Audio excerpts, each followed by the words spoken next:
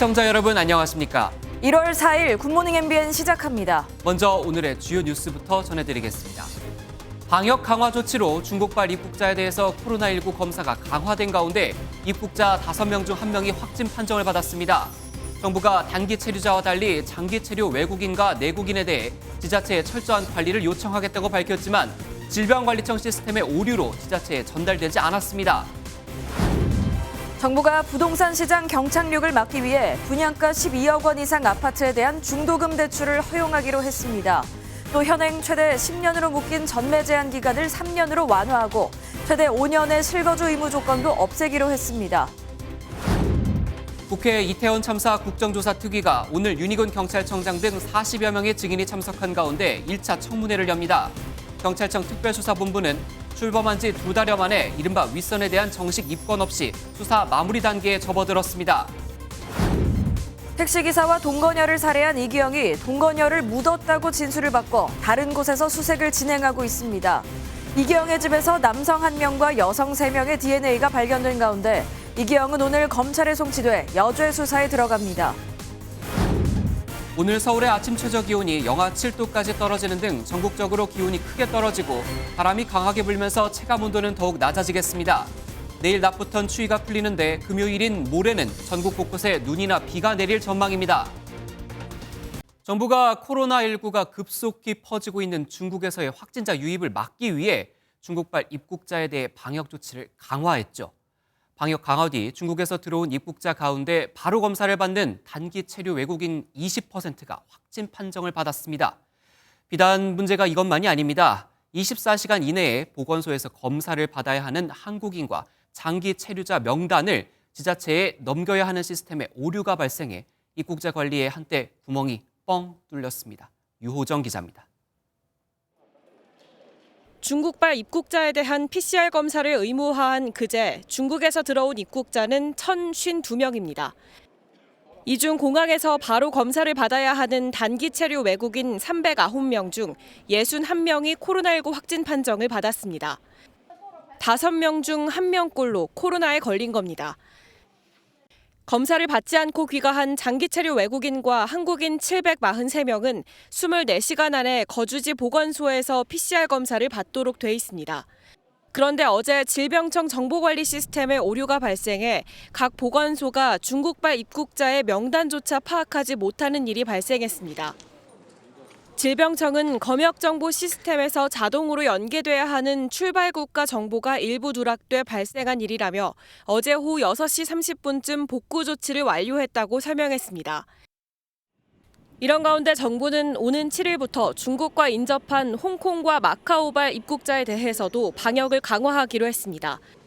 출발 전 PCR 검사나 전문가용 신속 항원 검사를 받고 코로나19 음성 확인서를 제출해야 합니다.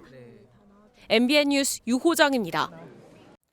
우리나라와 미국을 포함해 최소 14개 국가가 중국발 입국자에 대한 방역 규제를 강화하자 중국 정부가 발끈하고 나섰습니다. 규제에 맞대응하겠다고 한 건데요.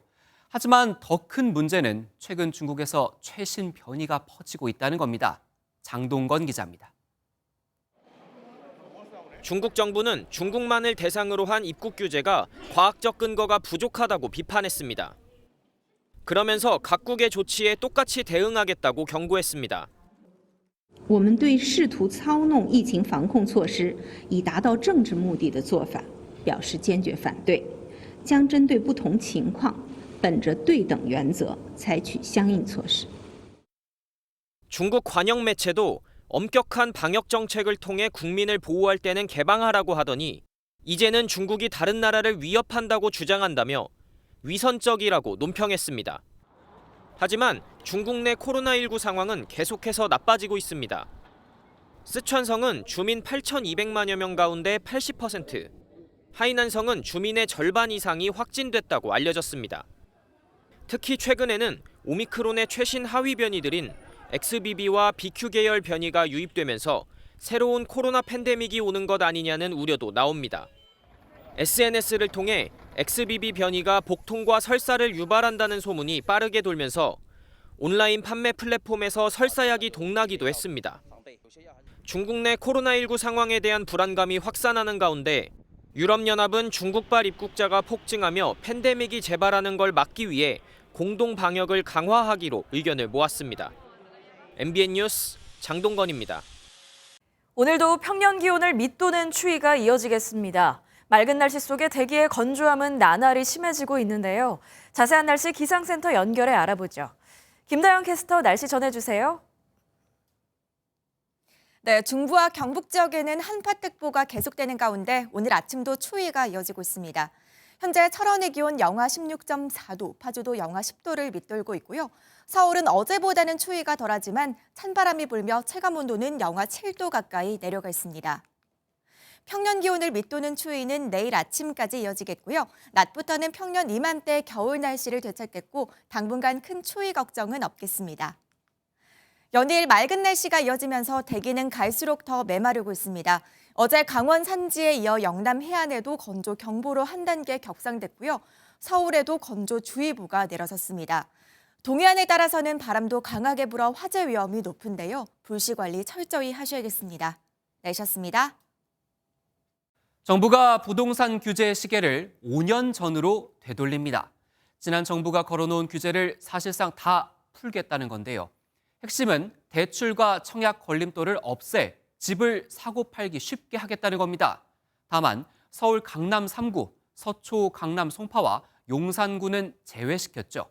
먼저 배준우 기자가 달라진 아파트 분양 방법부터 알아봤습니다. 지난해 분양시장 최대 관심단지였던 서울 강동구 둔촌주공 재건축 아파트.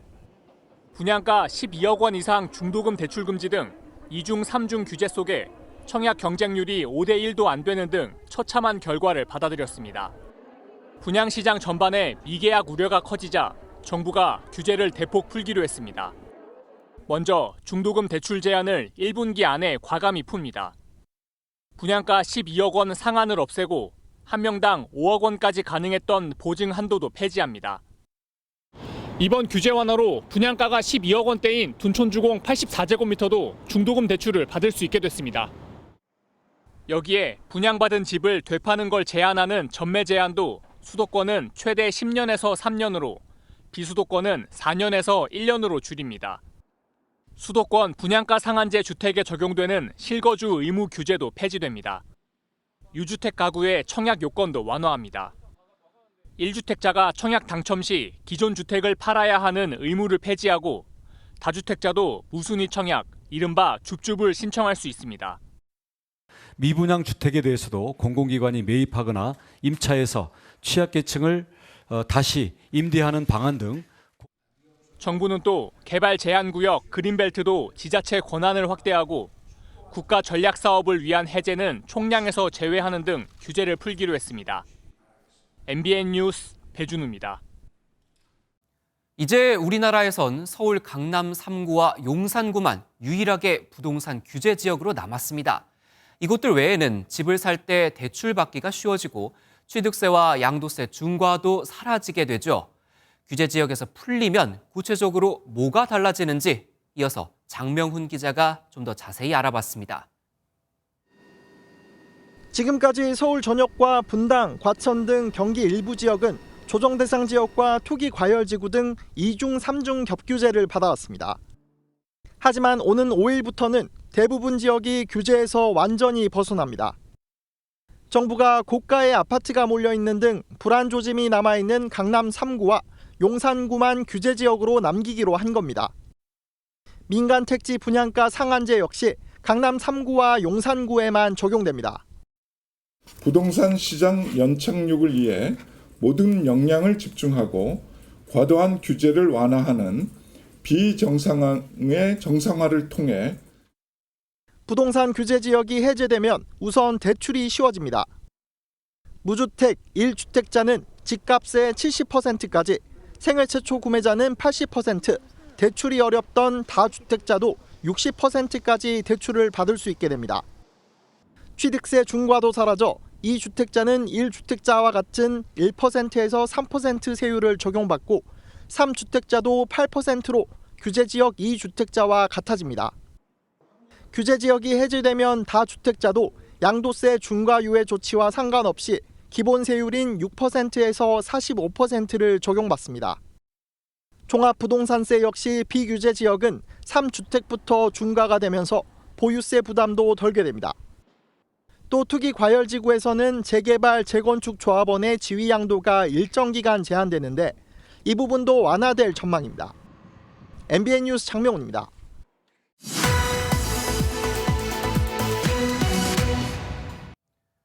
네, 오늘 돋보기에선 정부의 부동산 규제 해제 관련해서 하나하나 풀어보겠습니다. 이현재 기자 나와 있습니다. 어서 오십시오. 네, 이 기자 사실상 서울, 강남 3구 그리고 용산구를 제외하고 전국 모든 지역의 부동산 규제가 다 풀렸다 이렇게 해석을 해야 될 것 같아요. 네. 그러면 이제 분양가와 상관없이 중도금 대출이 다 된다는 거죠? 네, 지난해 말에 청약 신청을 받았던 둔촌 주공 아파트를 예시로 들어서 한번 설명해 보겠습니다. 네네. 당시 분양가가 12억 원이 넘다 보니까 중도금 대출에 제한이 걸려서 은행에서 돈을 빌리기가 상당히 어려웠습니다. 취득세와 등록세까지 합치면 14억 원 정도인데 중도금 대출이 안 되니까 이런 큰 돈을 전부 현찰로 가지고 있어야 했다 보니 청약에 당첨돼도 포기해야 되나 이런 걱정하시는 분들이 많았는데요. 네, 그랬죠. 네, 앞서 리포트에서 다뤘듯이 이제 분양 가격과 상관없이 중도금 대출이 가능하고 한 사람당 5억 원 한도도 폐지됐습니다. 이렇게 되면 지금 둔촌주공 계약을 포기하려던 당첨자들 중에서 마음을 바꾸시는 분들이 꽤 있으실 것 같은데요. 중도금 대출이 아예 안 된다 생각해서 청약 시도도 안 했던 경우는 좀 억울할 수 있겠습니다. 네, 지금까지는 집이 한 채 있으면 그러니까 1주택자면은 네. 뭐 청약은 사실상 불가능하다 이런 것이 어느 정도 통설로 받아들여졌는데 네. 이제는 좀 달라진 거죠. 지금은 이제 집이 한 채 있는 사람도 이제 청약에 당첨되면 기존에는 청약에 당첨되면 기존 주택을 입주 가능일로부터 2년 이내에 처분해야 됐습니다. 그런데 이제 부동산 시장이 얼어붙으면서 입주일이 다가왔는데도 기존 집이 나가지 않으니까 이사를 못하는 경우들이 종종 발생했습니다. 앞으로는 무주택자만 청약할 수 있다라는 이 조건이 사라지기 때문에 집이 여러 채인 사람도 분양을 받아서 집을 추가로 더 가질 수 있는 기회가 열렸다. 이렇게 보시면 될 것 같습니다. 네, 분양을 받은 상황을 한번 가정을 해보겠습니다. 네. 분양을 받은 뒤에 몇 년간 실제로 거주해야 한다, 뭐 이른바 실거주 요건이라는 게 있었죠. 네. 이게 좀 달라지는 겁니까? 네, 수도권 같은 경우에는 분양받으면 2년에서 5년 정도는 꼭 살아야 했습니다. 네네. 근데 이 실거주 요건이 폐지가 됩니다. 또 강남만 아니면 서울에서 분양받은 후에 3년만 집을 소유하고 있으면 실제 살지 않아도 집을 팔 수 있습니다. 네, 이를 지키지 않으면 대출금을 모두 상환해야 하는 등 불이익이 있었는데 이게 사라지는 겁니다. 그동안 전매 제한과 실거주 요건에 걸려서 집 사기를 좀 주저했던 분들에게는 나쁘지 않은 소식이라고 할 수 있겠습니다. 네, 뭐 지금 정부가 풀 수 있는 부동산 규제는 거의 다 풀었다고 해도 과언이 아닐 것 같은데 네. 시장의 반응은 어떻습니까? 사실 이렇게 규제를 좀 과감하게 풀었지만 지금 부동산 시장의 흐름을 바꾸기에는 다소 역부족이라는 그런 평가가 많긴 합니다. 예. 결국에 금리가 문제입니다. 금리가 너무 높기 때문인데요. 시중은행 주택담보대출 금리 상단이 8%를 넘긴 상황이라 아무래도 대출을 받아서 집을 사기에는 매달 나오는 이자와 원금이 너무나도 지금 큰 부담으로 다가오기 때문이죠. 게다가 개인 대출 한도를 정하는 DSR 규제는 사실 그렇게 확 풀린 게 아니다 보니까 또 대출을 그렇게 많이 받을 수 있는 상황도 아닙니다. 지금 부동산 시장이 워낙 빠르게 침체되고 있다 보니까 경착륙을 막는 데는 어느 정도 도움이 될 수도 있겠지만 시장을 반등시킬 수 있을까? 이건 좀 더 지켜봐야 될 것 같습니다. 네, 그러니까 뭐 LTV가 늘어서 많이 대출을 받을 수 있다고 할지라도 DSR 제한이 있기 때문에 실제 대출을 받을 수 있는 금액은 그렇게 많지 않다. 이렇게 네, 그렇죠. 정리를 해볼 수가 있겠군요. 그리고 어제 국토부 업무 보고에서 GTX 이야기가 나왔어요. 눈여겨볼 만한 뭐 다른 내용이 있었습니까? 네, 올해 하반기에 수서와 동탄을 잇는 GTX-A가 이제 시험 운행에 들어가서 내년 상반기 개통이 시작됩니다. 또 수서에서 출발하는 SRT 노선이 확대됩니다. 교통비를 환급하는 알뜰 교통카드의 지원 한도도 월 10,000원에서 20,000원까지 올라갑니다. 이 밖에 고속도로 하이패스를 장착하지 않은 차량도 무정차 결제가 가능한 스마트 톨링이 시작됩니다. 네, 오늘 뉴스 돋보기 여기까지 듣겠습니다. 경제부 이현재 기자였습니다. 국민연금 개혁은 윤석열 정부의 3대 혁신 과제 중 하나죠. 이대로 뒀다간 미래 세대에 폭탄 돌리기가 된다는 위기의식에 따른 건데 해법 찾기가 쉽지 않습니다. 현재 거론되는 더 내고 더 받는 방식이나 오래 내고 늦게 받는 방식 모두 당장 국민들의 부담이 커지는 방안이라 사회적 대타협이 필요한 상황입니다. 노태현 기자입니다. 국민연금 개혁 방안이 국회에 제시됐습니다. 국민연금의 재정 안전성과 노후 소득을 동시에 보장하자는 게 큰 뼈대입니다.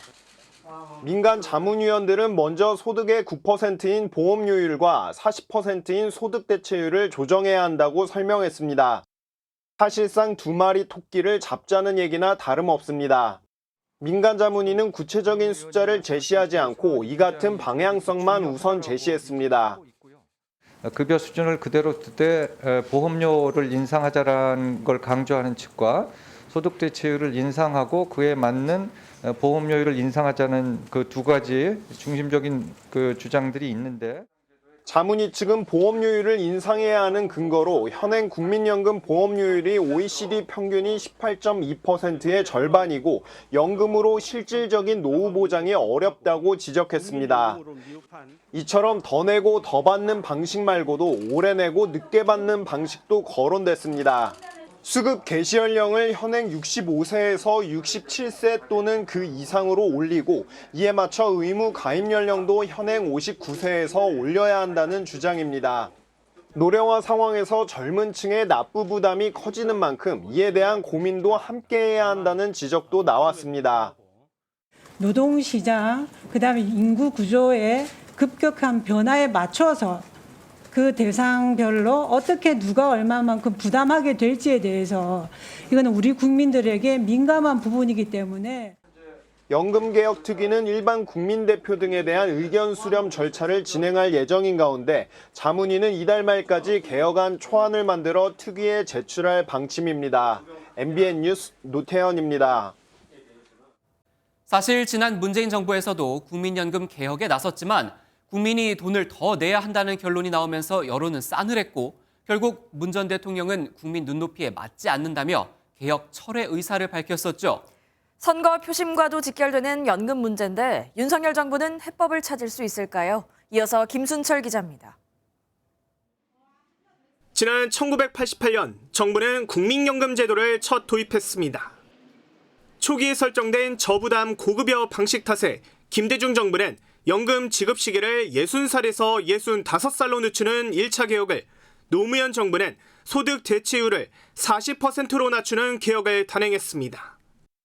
지난 2018년 문재인 정부는 오는 2057년에 기금이 고갈될 것이라는 전망이 나오자 서둘러 개혁 작업에 착수했습니다. 국가의 지급 보장을 분명하게 하여 국민의 불안감을 해소하는 방안을 적극 검토해 주기 바랍니다. 당시 정부는 보험료율과 소득 대체율 상향 등 4가지 조합의 개혁안을 제시했습니다. 하지만 문 전 대통령은 보험료 인상이 국민 눈높이에 맞지 않는다며 철회했고 논의는 결국 흐지부지 됐습니다. 윤석열 정부는 연금과 노동, 교육 등 3대 개혁을 강력 추진하겠다며 여러 차례 공언했습니다. 이 개혁이라고 하는 것은 인기 없는 일이지만 회피하지 않고 반드시 우리가 해내야 합니다. 더 내고 더 받는 방식이나 오래 내고 늦게 받는 방식 모두 여론은 싸늘하게 반응할 것으로 보입니다. 게다가 내년 4월 총선의 표심과도 직결될 수 있다는 점에서 여야가 어떤 해법을 찾을지 관심입니다. MBN 뉴스 김순철입니다. 정부가 반도체 산업에 투자하는 기업에 세금을 크게 깎아주기로 했습니다. 야당은 재벌 특혜라고 주장하고 있지만 반도체 업계는 두 팔 벌려 환영하고 있습니다. 안병욱 기자입니다. 지난달 여야는 예산안 처리 과정에서 반도체와 배터리 설비 투자에 대한 세액 공제를 기존 6%에서 8%로 늘리기로 합의했습니다. 조세특례제한법 일부 개정 법률안에 대한 수정안은 가결되었음을 선포합니다.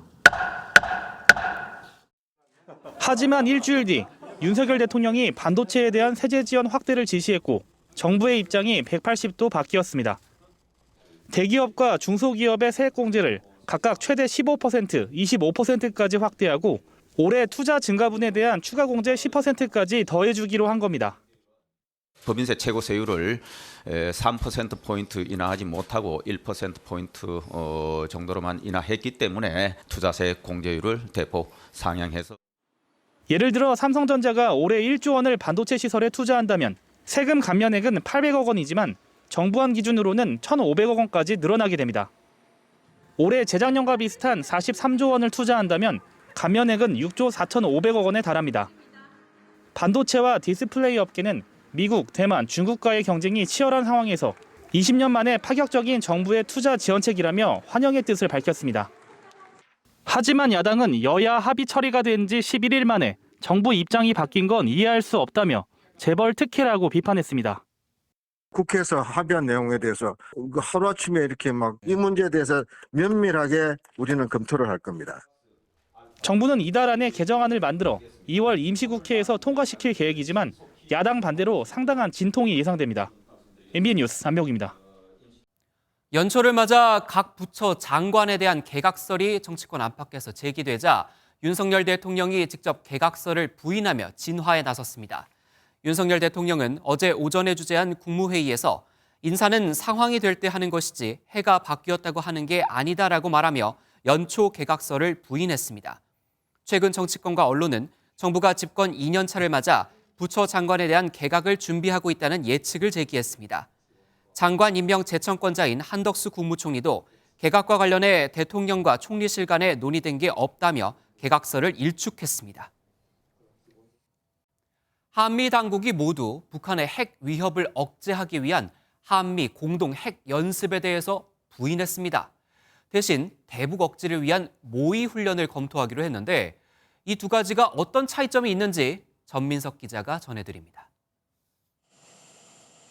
새해 휴가를 마치고 백악관으로 복귀한 바이든 대통령. 한국과의 공동 핵연습 관련 질문에 짧게 아니다라고 답했습니다.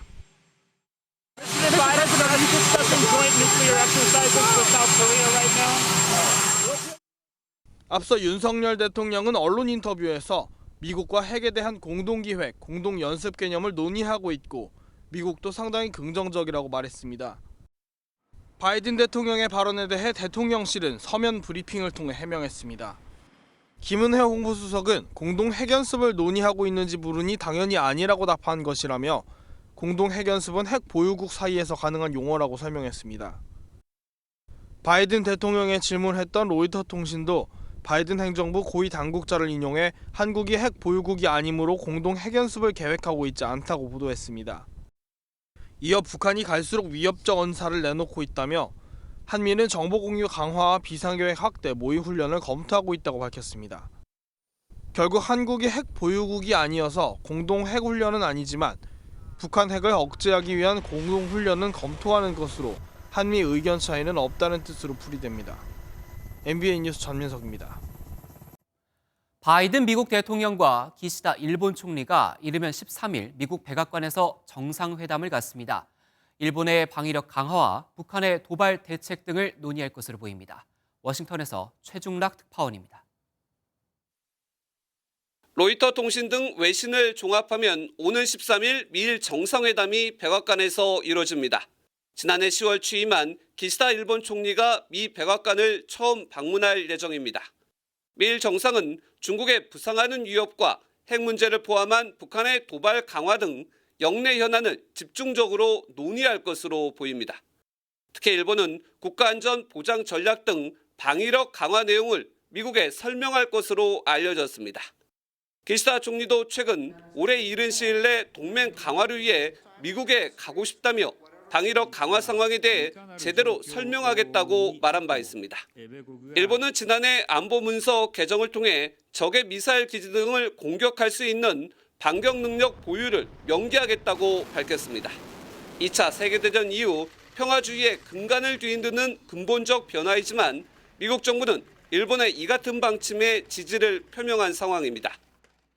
미일 정상회담에 이어 이르면 오는 4월 윤석열 대통령도 취임 이후 처음으로 백악관을 방문해 한미 정상회담을 추진 중인 것으로 알려졌습니다. 워싱턴에서 MBN 뉴스 최중락입니다. 북한이 대외적으로 무기를 공개하고 군사력을 과시하는 열병식 행사가 임박한 것으로 보입니다. 열병식 훈련장에 집결한 인원만 13,000명 이상, 수송 차량이 눈에 띄게 증가한 모습이 위성사진에 포착됐거든요. 김태희 기자가 보도합니다. 열병식 훈련장으로 알려진 평양 미림 비행장 위성사진입니다. 사각형 형태의 점 40여 개가 빼곡합니다. 사각형 한 개당 최대 300여 명으로 추정하면 광장에는 13,500명이 집결한 걸로 보입니다. 열흘 전 위성사진과 비교해 1,000여 명이 늘었습니다. 수송 차량도 열흘 새 눈에 띄게 증가했습니다. 지난해 연말부터 해당 지역 일대에서 식별된 인원 및 차량에 대해서 한미 정보당국은 면밀히 주시하고 있습니다. 북한 열병식은 대외 군사력을 과시하고 내부 결속을 강화하는 중요 행사입니다. 특히 올해 인민군 창건 기념일은 5년, 10년 단위로 꺾어지는 해인 75주년인 만큼 더 성대하게 열릴 것으로 보입니다. 북한에서는 김정일 생일이나 김일성 생일, 그리고 인민군 창건 기념일, 당창건 기념일 등 중요한 기념일에 꺾어지는 해에 성대하게 열병식을 개최해 왔습니다.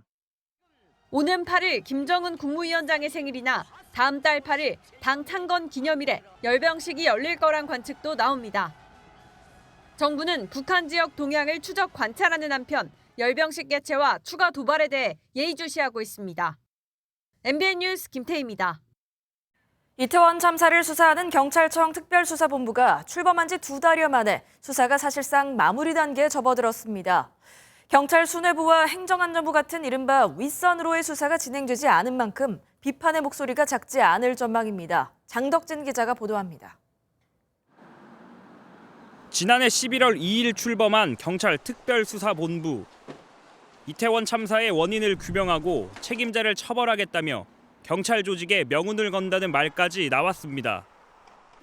하지만 지금까지 입건된 피의자는 28명으로 검찰에 송치된 건 이임재 전 용산경찰서장과 박희영 용산구청장, 최원준 용산구청 안전재난과장 등 일선 책임자와 실무자뿐입니다. 서울시와 행정안전부 등 윗선에 대한 수사 역시 참고인 조사에 그치고 있습니다. 결국 특수본은 사고 원인 수사는 마무리됐다.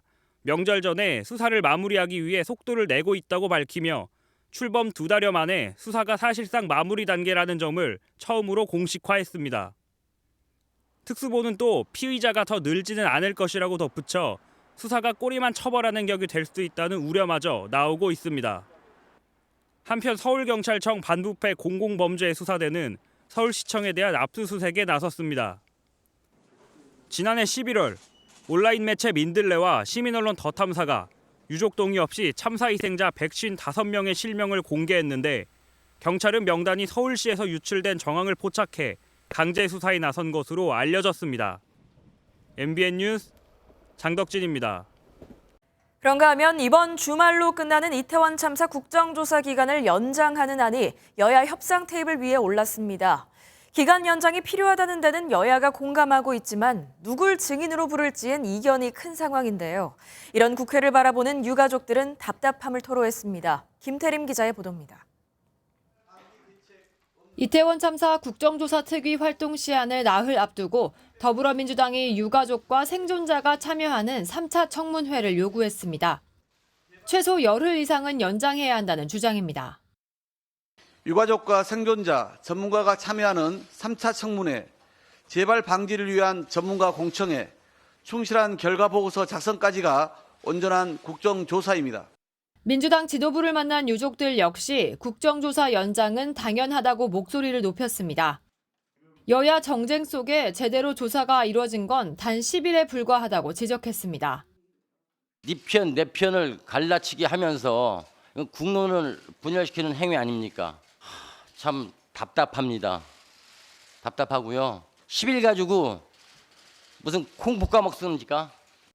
국민의힘도 예산안 논의로 국정조사가 늦어진 만큼 기간 연장의 필요성은 인정하는 분위기입니다. 보고서 채택을 위한 기간이라든지 기간의 필요성에 관해서는 인정하는 부분이 있고, 다만 이제 3차 청문회 그것이 정인 채택을 둘러싸고 여러 가지 논란이 있어서. 하지만 유족과 생존자를 증인으로 부르자는 민주당에 맞서 닥터카 논란을 일으킨 신현영 의원의 증인 채택을 요구하며 이견을 보이는 것으로 알려졌습니다. 실제 여야 원내대표는 새해 첫 회동에서 1시간 가까이 논의했지만 접점을 찾진 못했습니다. 여기에 1월 임시국회와 일몰법 처리를 두고도 입장차가 커 국정조사 연장의 변수가 될 수 있다는 전망도 나옵니다. MBN 뉴스 김태림입니다. 이태원 참사 진상규명을 위한 국정조사 특별위원회가 오늘 1차 청문회를 열고 참사 관련 주요 증인들에 대한 신문을 진행합니다. 1차 청문회에는 44명의 증인이 채택됐고 윤희근 경찰청장과 김광호 서울경찰청장, 이임재 전 용산경찰서장 등이 출석할 예정입니다.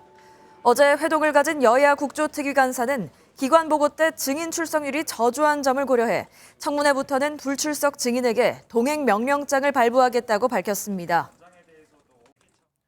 오늘 출근길에 서울 지하철 4호선 타는 분들 이 뉴스 눈여겨보셔야 합니다. 장애인 단체가 오늘 오전 8시부터 해화역에서 시위를 하겠다고 예고했거든요.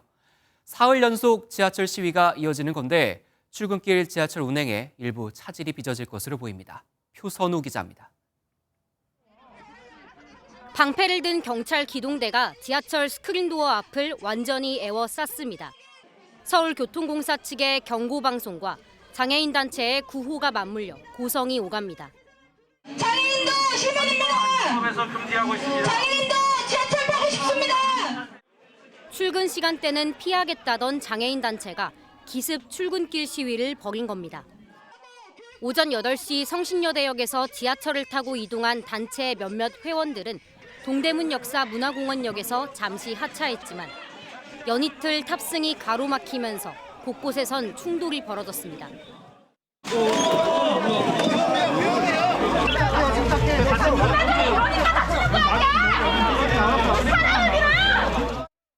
결국 탑승하지 못한 회원들은 역사 내에 스티커를 붙이며 시위를 이어갔고 대치는 6시간 가까이 이어졌습니다. 비슷한 시각 4호선 삼각지역에서는 예고됐던 대로 해단식이 동시 진행됐습니다. 이 과정에서 휠체어에 부딪힌 삼각지 역장은 병원으로 이송되기도 했습니다. 오후 2시 반쯤 해산한 단체는 앞으로 주말과 공휴일을 제외한 모든 날 대통령실이 지나가는 4호선에서 시위를 하겠다고 예고했습니다. 전장에는 260일을 출근길 지하철 선전전을 진행하겠습니다. 기획재정부에서 하루빨리 진정으로 소통하기 위해 날짜를 잡는다면 지하철 선전전도 요구하겠습니다. 시위 장소에 대해서는 당일 8시에 공개하기로 하면서 혼란이 일 것으로 보입니다. 마음은 이해는 되는데 아무래도 시민분들의 좀 공감대를 사기에는 방법이 좀 잘못되지 않았나 하는 생각이 좀 있습니다. 이런 가운데 장애인 단체 시위로 인한 열차 지연 운행 반환금을 부풀려 가로챈 교통공사 직원 2명이 검찰에 송치됐습니다. MBN 뉴스 표선우입니다.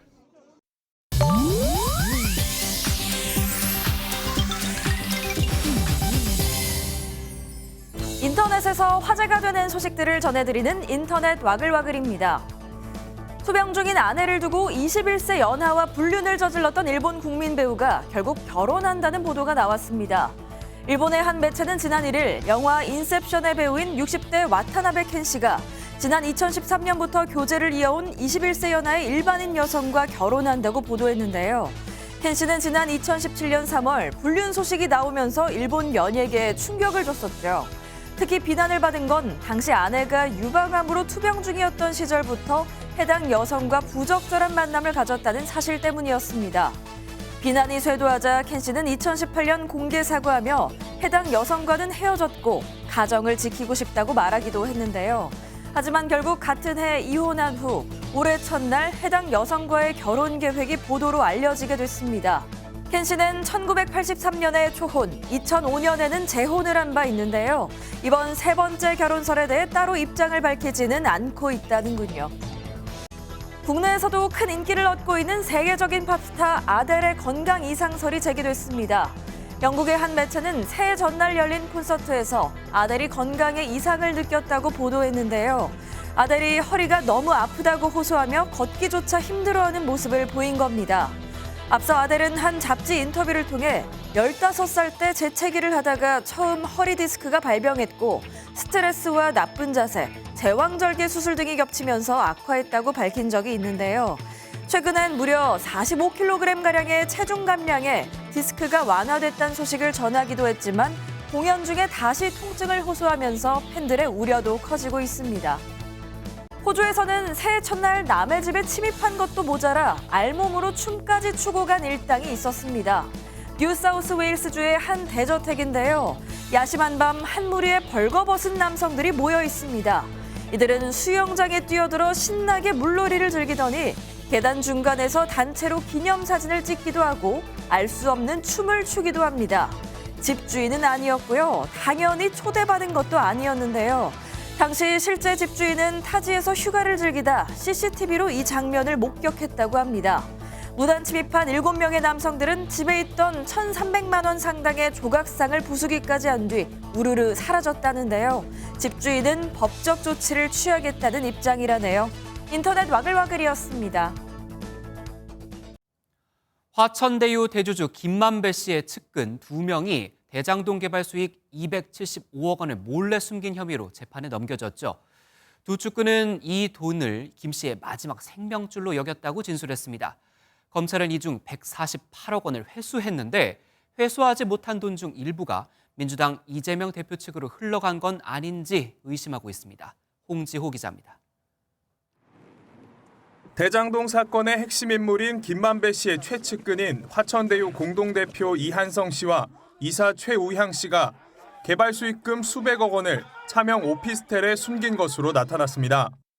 두 사람은 검찰 조사 과정에서 은닉한 범죄 수익금을 김 씨의 마지막 생명줄로 여기고 숨기는 데 노력했다는 취지로 진술한 것으로 전해졌습니다.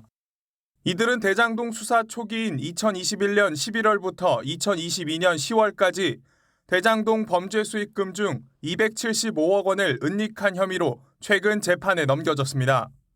검찰 관계자는 범죄 수익금을 고액권 수표로 인출한 뒤 다시 소액권 수표 수백 장을 재발행해 차명 임차한 오피스텔과 대여 금고에 숨겼다고 설명했습니다. 검찰은 빼돌린 범죄 수익금 중 수표 148억 원어치를 압수했고 확인된 275억 원의 범죄 수익금의 사용처도 대부분 파악했습니다. 회수하지 못한 일부 자금은 이재명 더불어민주당 대표 측에 흘러갔을 가능성이 있는 것으로 보고 검찰은 김 씨를 불러 자금 사용처 등을 확인할 예정입니다. 김 씨가 지난달 극단적인 선택을 시도하면서 관련 재판과 검찰 조사가 모두 연기됐지만 최근 건강이 호전된 것으로 알려졌습니다. 연기됐던 대장동 재판은 이번 달 13일에 재개됩니다. 김 씨의 건강 상태를 확인한 검찰도 조만간 조사를 이어갈 방침입니다. MBN 뉴스 홍지호입니다. 택시기사와 동거녀를 살해하고 시신을 유기한 혐의로 구속된 이기영의 집에서 4명의 유전자, 그러니까 DNA가 더 나왔습니다. 집에서 나온 혈흔을 국립과학수사연구원이 감정한 결과인데 남성 1명과 각각 다른 여성 3명의 것이었습니다. 추성남 기자가 보도합니다. 현재까지 확인된 이기영의 범행은 2건입니다.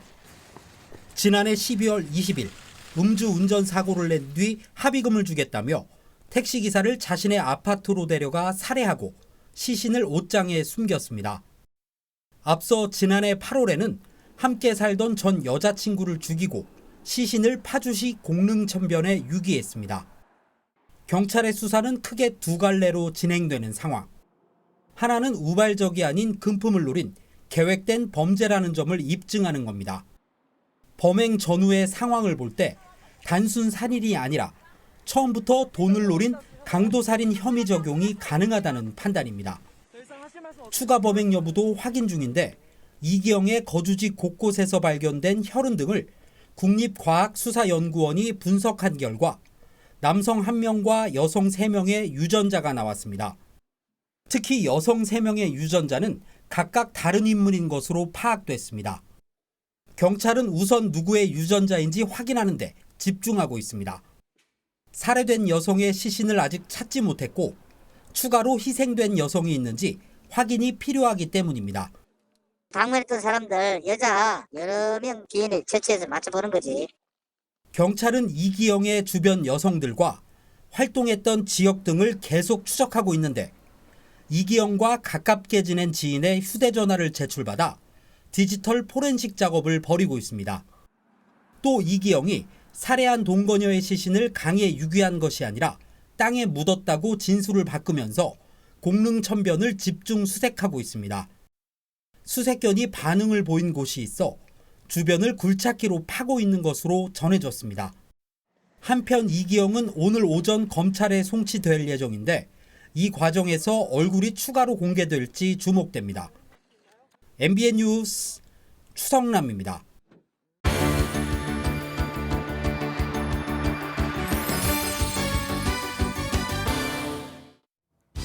굿모닝 월드입니다. 전 세계적으로 희귀종인 백호는 거의 동물원에서만 볼 수 있는 1급 보호동물인데요. 중국에서 백호 새쌍둥이가 태어났습니다. 그런데 이 중에서도 또 더 희귀한 아이가 있다네요. 귀여움 한도 초과인 새하얀 호랑이 3마리. 중국 장쑤성 난퉁시의 사파리 공원에 태어난 3개월 된 아기들입니다. 털 빛깔이 한눈에 봐도 참 묘한데요. 그런데 한 마리와 다른 2마리의 털 무늬에 차이가 있습니다. 이 아기들은 모두 벵골 백호의 새끼들. 그 중에서도 눈처럼 하얀 털을 가진 2마리는 10만 분의 1의 확률로 태어난다는 백호의 변종 설호, 일명 스노우 타이거입니다. 이제 중국엔 모두 9마리의 설호가 살게 됐다네요. 최근 문화재 반환에 대한 국제적 공감대가 형성되면서 유물이 원래 주인의 품으로 돌아가는 사례가 늘고 있는데요. 이번엔 미국이 2300여 년 전 유물인 녹색관을 이집트로 반환했습니다.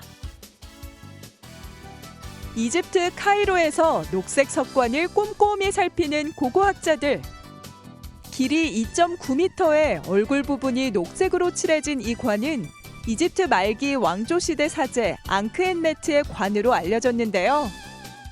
100만 달러 이상의 가치를 지닌 이 관은 불법 밀반입으로 인한 손상 때문에 복원이 필요한 상태입니다. 미국은 2019년에도 메트로폴리탄 박물관 소장 황금관이 도난당한 유물이란 사실을 알자 이집트에 반환했는데요. 이집트는 지난 10년간 거의 3만 점의 밀수 유물을 되찾았다네요. 중국에서 오랜 역사를 자랑하는 친화의 등불 축제가 열렸습니다. 친화의 등불은 중국 난징의 대표적 민속 예술인데요. 1980년대부터 이 등불 축제를 열었는데 올해의 주제는 토끼라네요. 환하게 불이 들어온 거대한 토끼 모형.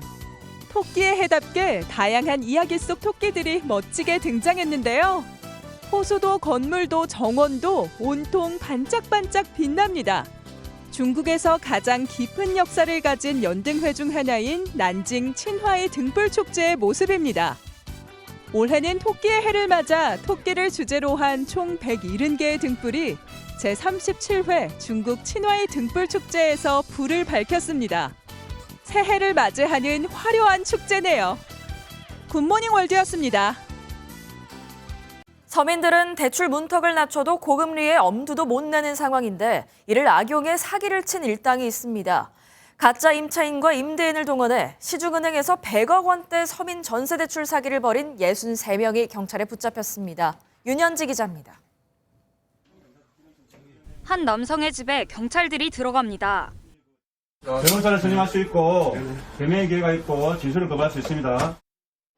서울 양천경찰서가 사기 등의 혐의로 전세 사기 일당 63명을 검거하고 이 가운데 총책 7명을 구속했습니다. 이들은 재작년 1월부터 지난해 10월까지 임대인과 임차인을 모집해 허위로 임대계약서와 대출 서류를 작성하는 방식으로 시중은행에서 총 45회에 걸쳐 무려 100억 원을 가로챈 것으로 알려졌습니다. 특히 이들은 중간책, 대출실장, 위조책 등 각자 역할을 나눠 조직적으로 범행을 저지른 것으로 드러났습니다.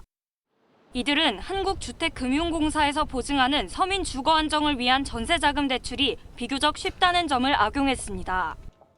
대출 관련 신청 서류들에 대해서 확실하게 심사를 안 하고 대출이 쉽게 실행이 되더라고요. 전세계약서하고 재직증명서, 건강보험공단에서 발급하는 소득증빙 서류들, 그거만 있으면은 대출을 해줘요. 경찰은 총책 등 7명을 구속 송치하고 추가 범행이 있었는지 수사를 이어나갈 전망입니다. MBN 뉴스 윤현지입니다. 사찰 대웅전에 불을 지른 50대 남성이 붙잡혔습니다. 얼마 전 사찰 식당에서 술을 마시지 못하게 한 데 앙심을 품고 범죄를 저지른 건데 대웅전은 한순간의 잘못된 판단으로 모두 불타버렸습니다. 강진우 기자입니다. 경남 거제에 있는 한 사찰 대웅전에 50대 남성이 들어옵니다. 남성은 유리창 커튼으로 가더니 갑자기 라이터로 불을 붙인 후 사라졌습니다. 삽시간에 불이 번졌고 성난 하마는 대웅전을 그대로 집어삼켰습니다. 불은 3시간 만에 꺼졌지만 보시는 것처럼 대웅전은 완전히 무너져 내렸습니다. 대웅전 자리에는 검게 타버린 나무와 깨진 기와만이 남아 있습니다. 화재 현장을 수습하는 신자들은 망연자실한 모습입니다. 눈물밖에 안 나와요, 그냥. 개가 조금 많이 화상해졌어요. 그래도 뭐 요 산으로 요리 안 올라가는 것만 해도 다행이다. 불을 지른 후 3시간 만에 인근 주점에서 붙잡힌 피의자는 사찰 인근에 사는 50대 남성이었습니다. 절에서 술을 마시지 못하게 한 것에 격분해 범행을 저질렀습니다. 피의자는 최근 사찰 내 식당에서 술을 마시려다가 제지를 당한 적이 있었는데 이 앙심을 품고 범행을 계획했다고 진술하고 있습니다. 경찰은 이 남성에 대해 현주 건조물 방화 등의 혐의로 구속영장을 신청했습니다. MBN 뉴스 강진우입니다. 중부와 경북 지역에는 한파특보가 계속되는 가운데 오늘 아침도 추위가 이어지고 있습니다. 현재 철원의 기온 영하 17도, 파주도 영하 12도를 밑돌고 있고요. 서울은 상대적으로 추위가 덜하지만 찬바람이 불며 체감온도는 이보다 더 낮습니다. 평년 기온을 밑도는 추위는 내일 아침까지 이어지겠고요. 낮부터는 평년 이맘때 겨울 날씨를 되찾겠고 당분간 큰 추위 걱정은 없겠습니다. 연일 맑은 날씨가 이어지면서 대기는 갈수록 더 메마르고 있습니다. 어제 강원 산지에 이어 영남 해안에도 건조 경보로 한 단계 격상됐고요. 서울에도 건조주의보가 내려졌습니다. 동해안에 따라서는 바람도 강하게 불어 화재 위험이 높은데요. 불씨 관리 철저히 하셔야겠습니다. 오늘도 하늘은 대체로 맑겠지만 아침까지 서해안에는 눈이 날리는 곳이 있겠고요. 밤부터는 국에 미세먼지가 유입되면서 호남과 제주에는 먼지가 쌓이겠고 내일은 더 많은 지역에서 공기가 탁하겠습니다. 이 시각 현재 기온 보겠습니다. 춘천 영하 13.3도, 안동은 영하 9.1도까지 떨어져 있고요. 낮 기온은 서울 2도, 대전 5도, 광주 7도, 부산은 9도로 어제보다 2도가량 높겠습니다. 금요일 늦은 오후부터는 전국 대부분 지역에 비나 눈이 내리겠고요. 토요일 오전까지 이어지겠습니다. 날씨였습니다. 수요일 아침 굿모닝 MBN 마칩니다. 시청해주신 여러분 고맙습니다.